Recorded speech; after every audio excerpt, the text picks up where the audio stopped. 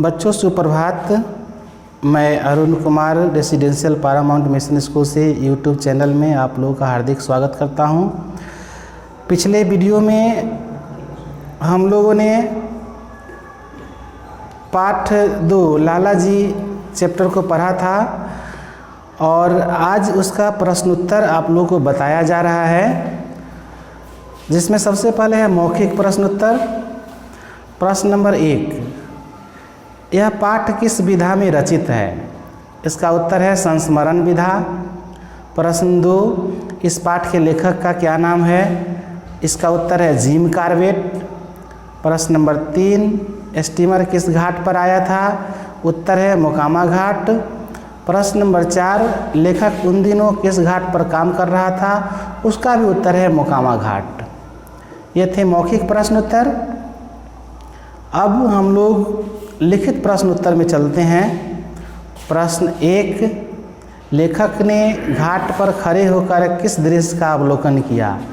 उसका उत्तर है लेखक ने घाट पर खड़े होकर सारे दृश्य का अवलोकन किया कि किस प्रकार यात्रीगण एक ओर से जहाज पर से गड़बड़ मचाते हुए उतर रहे थे तथा दूसरी ओर गाड़ी पकड़ने की शीघ्रता में ऊंचे प्लेटफॉर्म की ओर चढ़ते जा रहे थे। प्रश्न 2, यात्रियों में एक व्यक्ति की क्या दशा थी? उसकी यह दशा किस कारण से हो गई थी?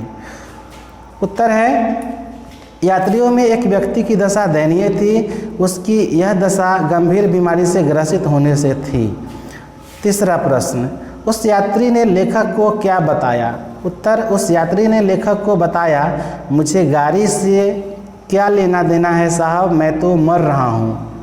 प्रश्न 4, लेखक बीमार यात्री को कहाँ ले गया और क्यों? उत्तर है लेखक बीमार यात्री को सहारा देकर पैरों के बल खड़ा किया और सहारा दिए दिए उसे 200 मीटर दूर अपने बंगले तक ले आया, क्योंकि वह बिल्कुल अकेला था। प्रश्न 5, सामान्यतः भारतवासी किस प्रकार के हैं? उनका क्या विश्वास है? उत्तर है सामान्यतः भारतवासी भाग्यवादी होते हैं। उनका दृढ़ विश्वास होता है कि प्रत्येक व्यक्ति मृत्यु का निश्चित समय आए बिना मर नहीं सकता।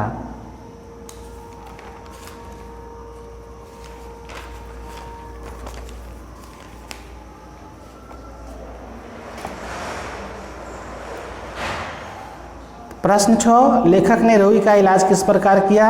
उसका उत्तर है लेखक ने रोगी का इलाज उसमें यह आत्मविश्वास पैदा करके किया कि वह मेरी औषधियों से भला चंगा हो जाएगा। प्रश्न नंबर 7, रोगी कौन था? उसने अपने बारे में क्या बताया? उत्तर है रोगी एक व्यापारी था। उसने अपने बारे में बताया कि वह एक संपन्न व्यापारी था और उसका व्यापार धड़ल्ले से चल रहा था, लेकिन उसने अपने व्यापार में एक अज्ञात कुलशील व्यक्ति को अपना साझेदार बना लिया। व्यापार अच्छी तरह चलने के कुछ वर्ष पश्चात जब वह लंबी यात्रा से आया तो उसका दुकान खाली था तथा उसका साझेदार भी गायब था। प्रश्न 8, लेखक ने लाला जी को क्या सलाह दी? क्या वह सलाह व्यवहारिक है? उत्तर है लेखक ने लाला जी को यह सलाह दी कि तुम पुनः व्यापारी बनने का और उसके लिए किसी से सहायता पाने का प्रयत्न क्यों नहीं करते?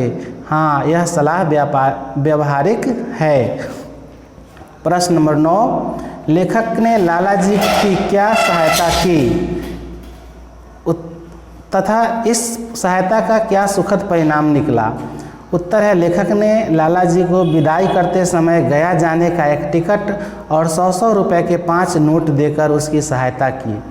इस सहायता का यह सुखद परिणाम निकला कि लाला पुनः एक संपन्न व्यापारी बन गया था तथा वह एक सामान्य से खास बन गया था। प्रश्न नंबर 10,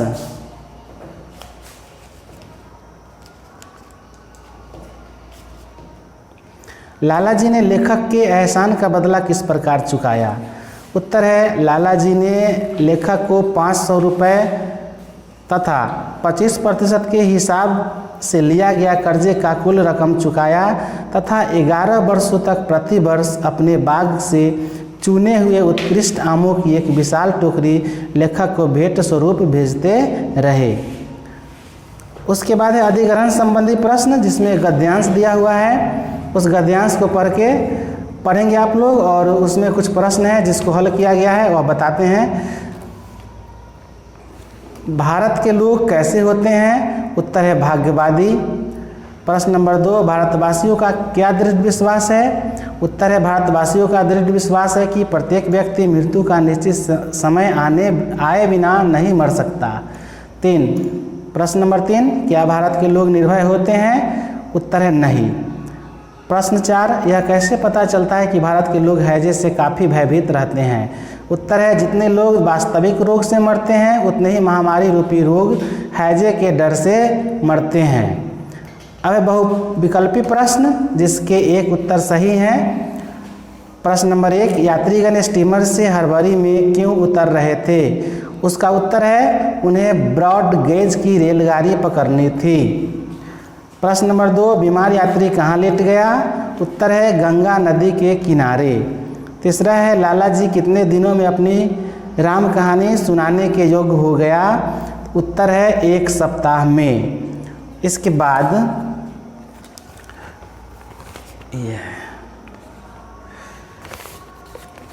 अगला प्रश्न है बताओ किसने कहा, जिसमें है मैं तो मर रहा हूँ, यह किसने कहा? तो लाला ने कहा। दूसरा है मेरा सिर पिस्तौल की गोली से उड़ा दो, यह किसने कहा? लेखक ने कहा। तीसरा है कोई दूसरी नौकरी ढूंढ लूँगा, किसने कहा? लाला ने कहा। चौथा है तुम पुनः व्यापारी बनने का और उसके लिए किसी से सहायता पाने का प्रयत्न क्यों नहीं करते? उसका भी उत्तर है लाला ने कहा। पांचवा, आपका यह चाकर 1 बरस के अंदर ही आपका यह रुपया वापस कर देगा, उसका भी उत्तर है लाला ने। अब आगे है रिक्त स्थानों की पूर्ति, तो आइए उसमें देखते हैं। प्रश्न 1, वह डैश के बल लेटा हुआ था, तो उसमें होगा पीठ। दूसरा है वे दिन डैश की बाहर के थे, तो उसका उत्तर होगा आम। तीसरा है वह व्यक्ति डैश से पीड़ित था, तो उसका उत्तर होगा हैजे। चौथा, डॉक्टर को मनुष्य न कहकर डैश कहना अधिक उपयुक्त था, तो उसका उत्तर है पशु।